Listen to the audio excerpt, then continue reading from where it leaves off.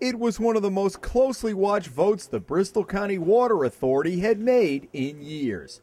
At this meeting in February 2010, the Board of Directors approved a nearly double-digit rate increase that would open up a Pandora's box of criticism and scrutiny, and eventually force the BCWA to seek an outside audit of its operations. Leading the charge have been 4 ratepayers who now find themselves the target of an inquiry by the authority's chairman, John Giannitto. On October 19th, Giannitto sent this letter on authority stationery to the State Water Resources Board, asking for all correspondence by John and Janice Black, Gary Morse, and Marina Peterson, and a list of any meetings they had had with Water Resources Board representatives. Within weeks, another BCWA director asked to go into an executive session to, quote, consider possible litigation against 3 individuals. It all began nearly 2 years ago when Jeff and Janice Black asked for some information. The couple has successfully pressed numerous open records complaints against the town of Barrington, and someone approached them asking for help with Bristol County Water. We asked for this draft budget, and they didn't want to give it to us, even though it had been presented at a public meeting, so it was a public record. So Janice Black began to peel back the onion, asking why the authority had not been more aggressive in developing backup water sources like this one in Rehoboth, or why it simply didn't buy all of its water from the Providence Water Supply Board and eliminate an expensive, underused treatment plant and the labor costs that go with it. That did not sit well with the union representing the authority's employees. Gary Morse, now a spokesman for Operation Clean Government and the Rhode Island statewide coalition, began to attend meetings after crunching the authority's pension numbers. Morse didn't like what he saw or the lack of answers he was getting from the BCWA. The first meeting I went to at BCWA, I asked that question of the board. Why haven't any of you sitting on the board asked the simple question of what is the risk, what is the liability? These people should have known, but simply didn't ask the question, and I think that was by design. Ask me no questions, I'll tell you no lies kind of approach. Marina Peterson heads up the watchdog group, the East Bay Patriots, and organized a meeting 10 months ago of the authority's members and town councils and state reps from Bristol, Warren, and Barrington as the crescendo of criticism grew in 2010. Peterson said answers from the authority and its longtime chief executive officer, Pasquale DeLisi, were an eye-opener. Somebody got up from the audience and asked, does the East Providence Interconnect work? DeLisi's response was, I could turn it on tomorrow. Yeah, he could turn it on tomorrow, but it doesn't work. See, that's the way they work. They say, I could turn it on tomorrow. It's like a play on words. Yes, he could turn it on tomorrow. And to the average person sitting there, they think that means it works. But you knew differently. But it doesn't work, right. So they became regulars at authority meetings, and the Blacks successfully filed complaints with the Attorney General's office about the authority's lack of transparency and lack of an open records policy.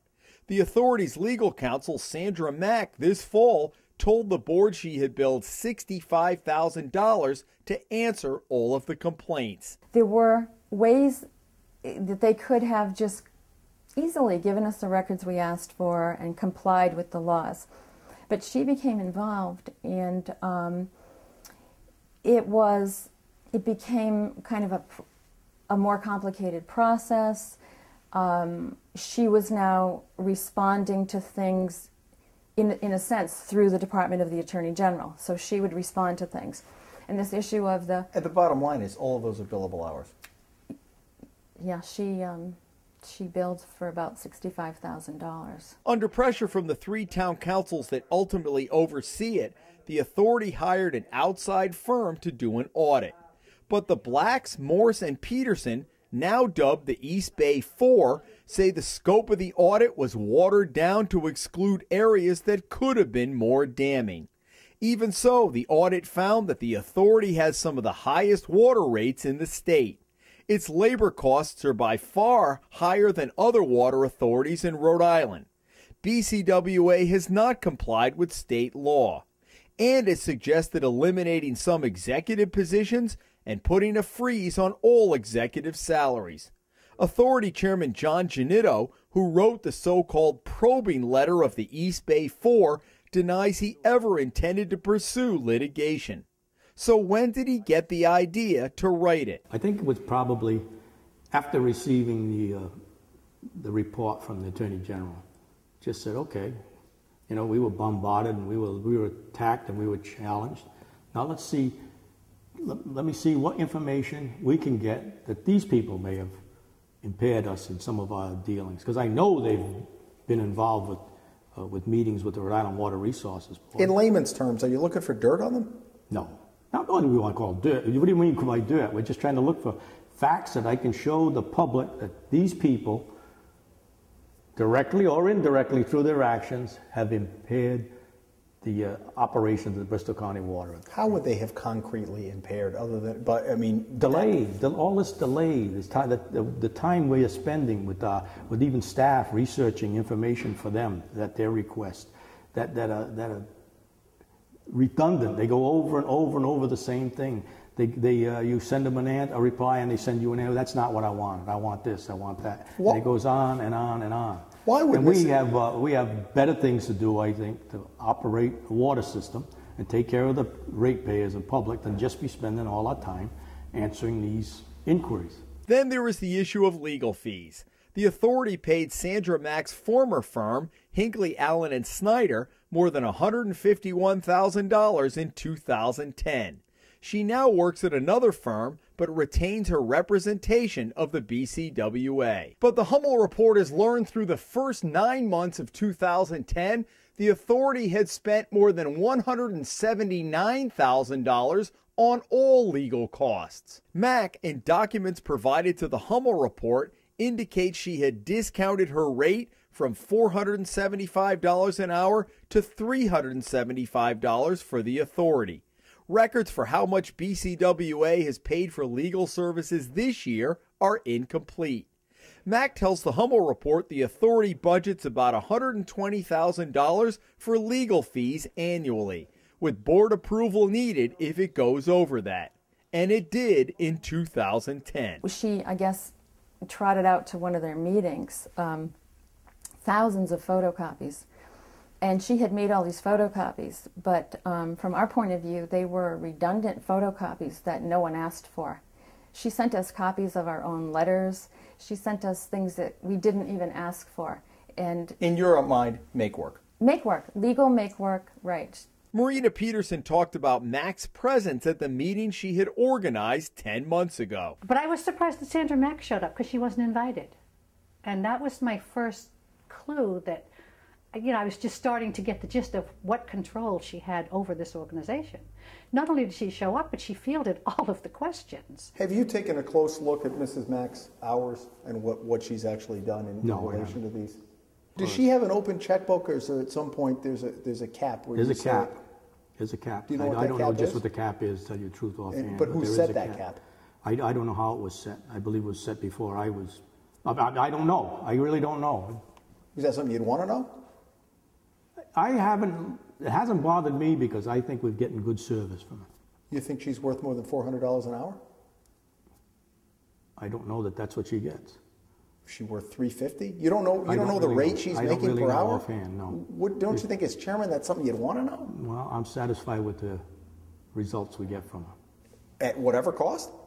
Oh, I'm not talking about ridiculous cost. $400 an hour is not an insignificant amount of money. Well, if it's keeping the board satisfied and out of hot water, then I think it's worth it. As for the East Bay Four, has it become personal at all or not? No, I have nothing personal with any of them. I don't agree with them. I wouldn't invite them to my house for Christmas dinner, but but it's not personal with me. I've never dealt with people quite like this. In what way? I think that's the problem. They're not. To me, they're not local people who understand. The people sitting on this board are not all here to give them a hard time and beat them up. These people are all dedicated community citizens. So you don't think they understand the nuances? No, I don't think they understand the individuals that are sitting here. They paint us all like we're bad individuals. We're out to give the people the business and we're taking advantage of them. and we're not. Janice Black believes Janito's letter was an attempt to get the East Bay Four to initiate legal action of their own. At the very least, she says, it sends the wrong message to the public. In Rhode Island, I mean, we have to face it. The state, there's problems in the state. And so what's happened is, with a number of public agencies, it takes a lot of backbone just to make even an initial request to say, look, I know that I'm entitled to something and I'd like to have it, please. That can get you in a lot of trouble. That can get quite a backlash. Best to shut the people up in any way that they can. Any doubt in your mind that it's a shot across the bow to exactly do that? No doubt at all. I think anybody has the right, perfect right, to question anything as a citizen in this country, and freedom of speech. But I think it comes to a point sometimes where it's almost like obstruction. And if it starts to look like it's costing say the Water Authority and indirectly the ratepayers money, I think we have a right to try to find out and just show our ratepayers what we've been up against and what it may have cost us in this time. I'm afraid for other people. That's the only moment of pause I have. I think it's an absolute shame that other people who see me perhaps on the receiving end of a lawsuit, or even worse, the threat of a slap suit, other people might say, well, if this can happen to her, I should be quiet because I'm too afraid. So I'm not afraid for myself personally. I'm afraid for the big chill. In Bristol County, Jim Hummel for the Hummel Report.